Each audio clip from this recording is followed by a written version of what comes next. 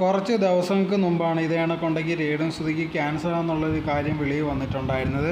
അതിനുശേഷം ഉണ്ടെങ്കിൽ ഒരുപാട് പേര് ഇത് കണക്ക് രേണു സുധി ഉണ്ടെങ്കിൽ കുഴപ്പമില്ല, നന്നായി വരും, അല്ലെങ്കിൽ ശരിയാവും എന്നുള്ള രീതിയിലൊക്കെ പറഞ്ഞ് ഒരുപാട് പേര് മെസ്സേജൊക്കെ ഇട്ടിട്ടുണ്ടായിരുന്നു.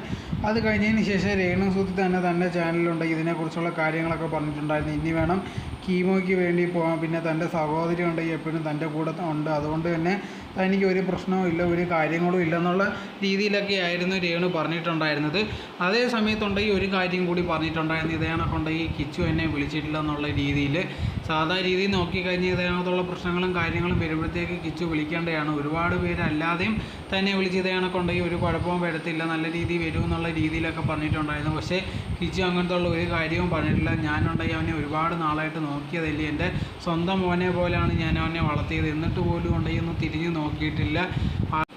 ഈ സംഭവത്തിന് ശേഷം ഉണ്ടെങ്കിൽ ഒരുപാട് പേര് ഇത് കണക്ക് കിച്ചുവിന് മെസ്സേജ് ഇടുന്നുണ്ടായിരുന്നു, ഇതിന് കാരണം എന്തുവാണോ, അല്ലെങ്കിൽ രേണുവിനെ കാണാൻ പോകുന്നോ ഇല്ലയോ എന്നുള്ള രീതിയിലൊക്കെ അറിയാൻ വേണ്ടി ഒരുപാട് പേരുണ്ട് ഈ മെസ്സേജൊക്കെ ഇടുന്നുണ്ടായിരുന്നു. പക്ഷേ ഇതുവരെ നോക്കിക്കഴിഞ്ഞാൽ കിച്ചു ഉണ്ടെങ്കിൽ ഒരു റിപ്ലൈയോ കാര്യങ്ങളോ ഒന്നും ചെയ്തിട്ടില്ല, അല്ലെങ്കിൽ ഇതിനെക്കുറിച്ച് സംസാരിച്ചുകൊണ്ട് ഒരു വീഡിയോ കാര്യങ്ങളോ ഒന്നും ഇതുവരെ ഇട്ടിട്ടില്ല. എന്തായിരുന്നാലും ശരി, അതത്ര ശരിയായിട്ടുള്ളൊരു കാര്യമല്ല. ഇപ്പം ഇവർ തമ്മിൽ എന്ത് പ്രശ്നം ഉണ്ടെന്ന് പറഞ്ഞാൽ പോലും ഉണ്ടെങ്കിൽ ഇങ്ങനത്തെ ഉള്ളൊരു സിറ്റുവേഷനിൽ അവരെ വിളിച്ച് സംസാരിക്കുന്നതിൽ ഒരു കുഴപ്പവും ഇല്ല.